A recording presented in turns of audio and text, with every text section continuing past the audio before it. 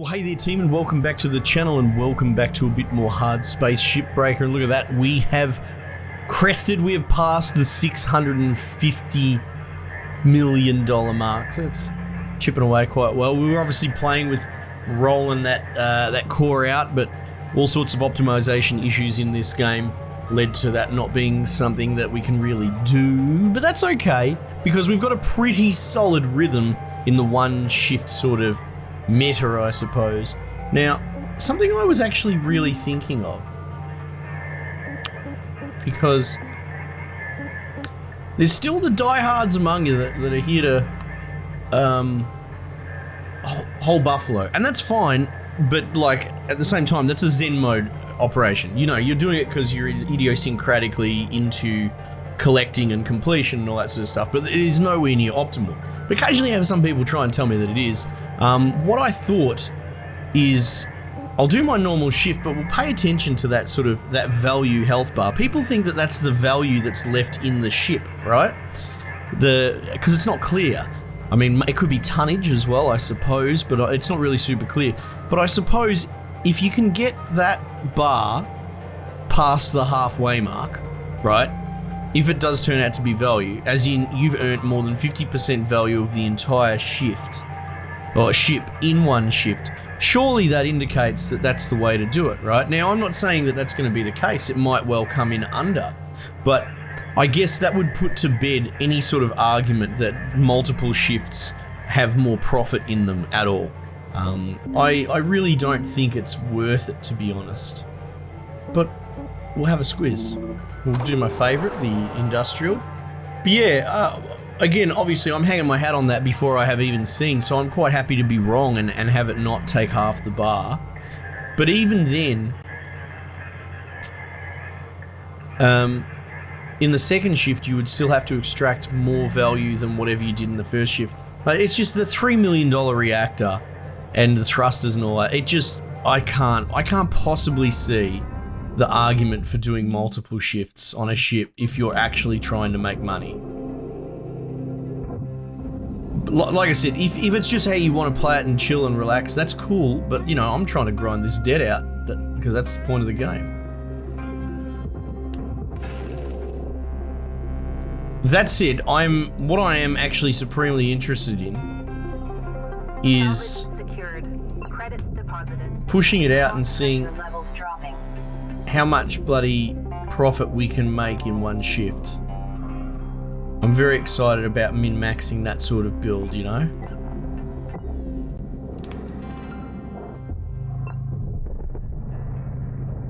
Air pressure level decreasing. Alright. What we might try this time actually is, if we're going to, I guess that's the front, isn't it? Let's cut the face off immediately and get that all moving. That's one of the things I need to figure out is... Oh, did I just miss? You fucking idiot. That's stunning. But that actually, exactly the point I was going to talk about is what I just did then. Is potentially in this scenario here, when we're sort of getting the ball rolling, getting this front bit cut off, like so, right? So let's say we do all this. I'm contemplating cutting a tiny little corner or something in order to get a tether. Where would be the best place to do that? Probably like right here sort of thing, right?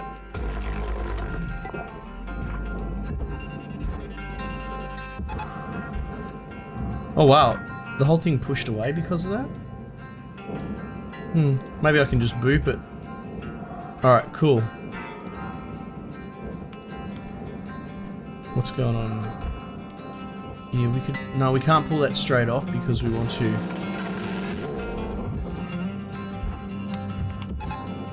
We want to isolate... I probably should have isolated first. That would have been best practice. Alright. So what I was thinking is if we do this...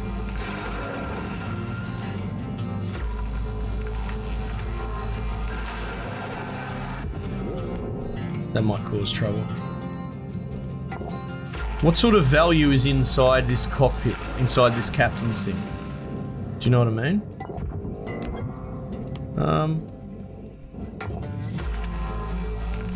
Because there might be something said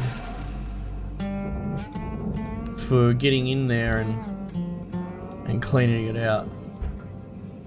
I wonder actually, maybe if we cook this, so because I can't squeeze my big square head in there, right? But say we cook that so we can get up and involved. Oh, it's got a door. Oh god, hang on.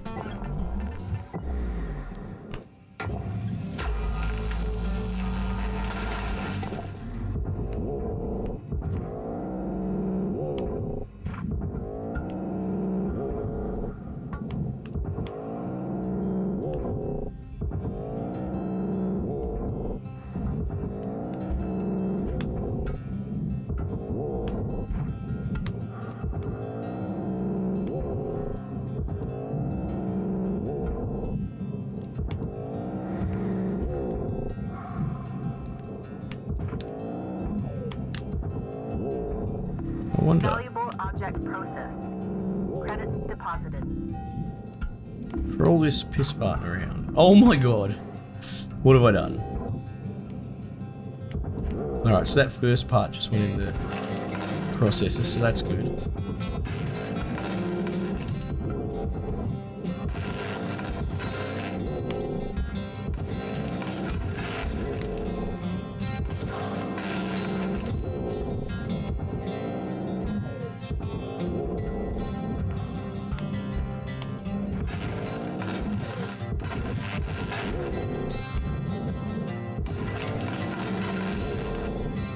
So instead of cutting the floor to get in, which is what I just did, right? What if, I think I've removed everything. What if I actually had cut one of these side panels, right?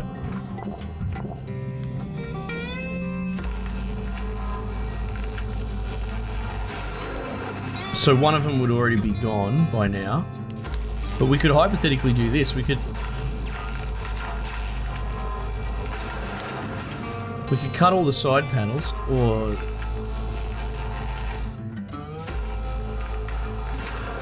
oh, for fuck's sake.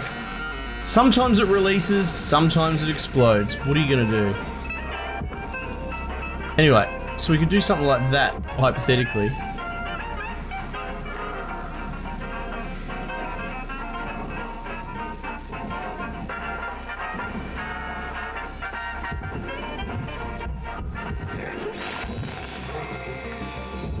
And pull all the stuff out that way, you know? I guess that worked. Would have disconnected the coolant, hypothetically.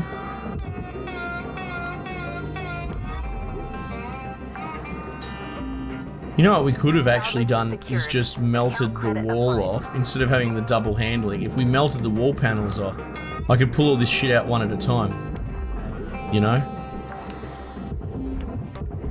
Salvage secured. Credits deposited. And why haven't you moved?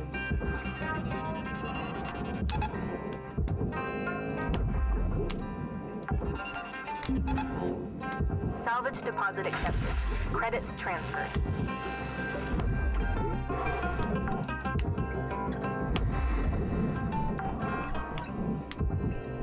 Salvage secured. Account credit applied.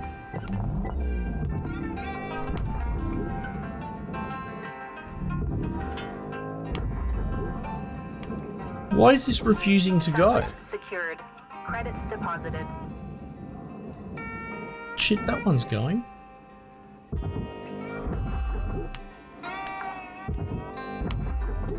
Salvage secured. Account credit applied.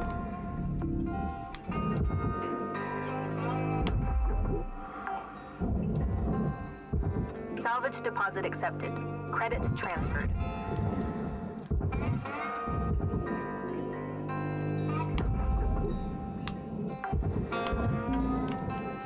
Salvage secured.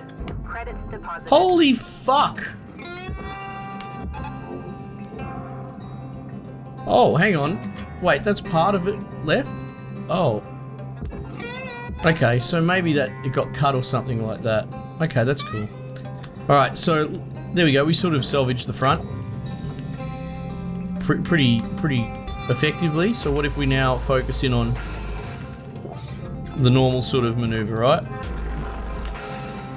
Salvage coolant. No one gives a shit. I hate coolant.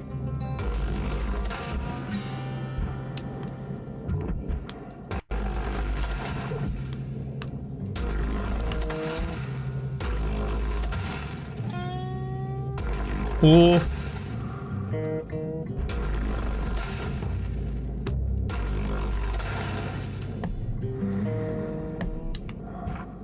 We should have isolated this first.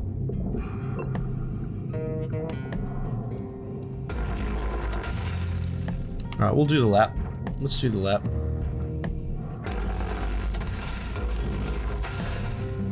You know what? I'll work this into the lap as well. Or maybe I won't. Actually, it's a bit more complicated than I thought.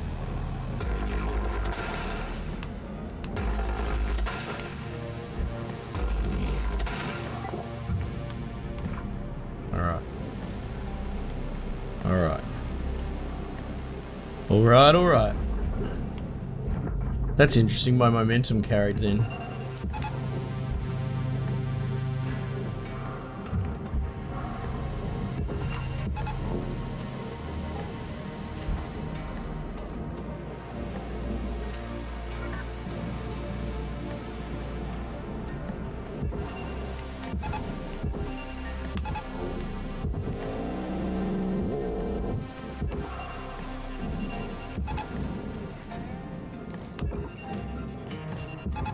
Oh, for fuck's sake.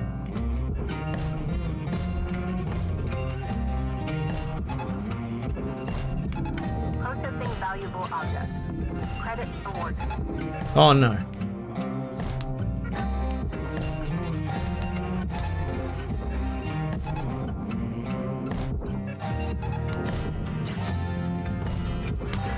It's all going a bit wrong, isn't it?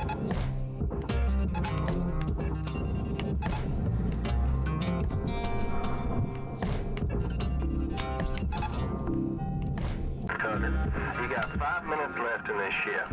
Knock out that work order before they turn the lights out on you. We wrap. Object accepted for processing. Credits deposited. Oh, did that just... Come on, game. You're killing me.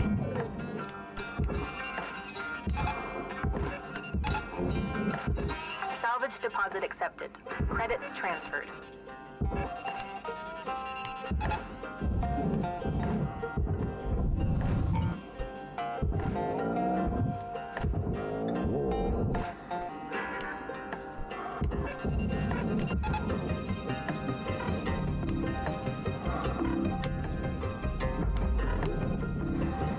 Oops.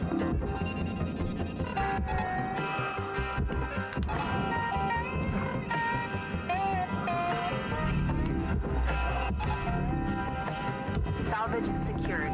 Account credit applied. Everything that can, will. Okay. 120 seconds. Fuck it. Let's go.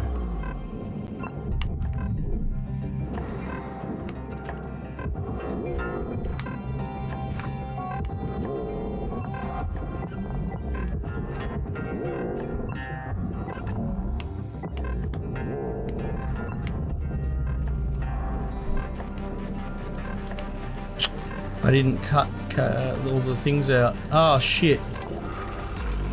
Reactor meltdown triggered. Action urgently required. This is what happens when you rush.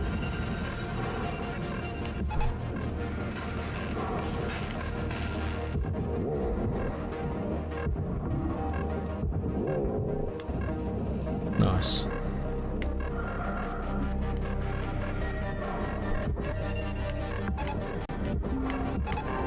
Salvage secured. Credits deposited. Man, those front sections are fighting me today.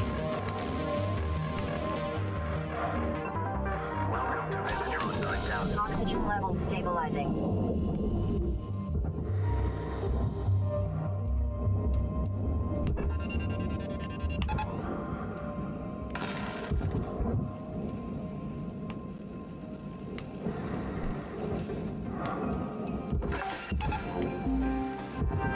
Salvage secured. Account credit applied.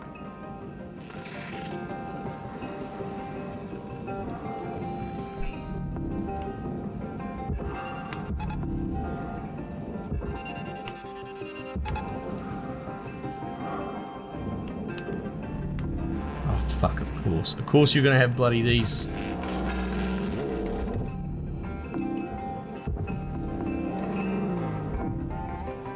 Valuable object processed. Credits awarded.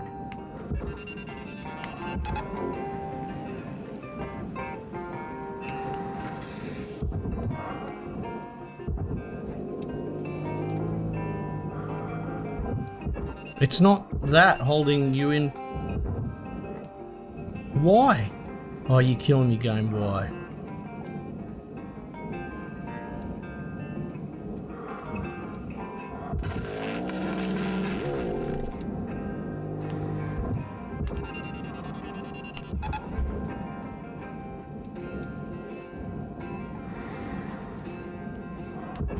I don't know what to tell you.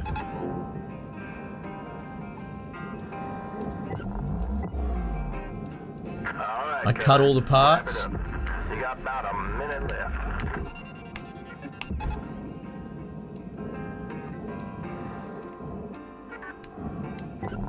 Alright, fucking tell me, game. Let's go.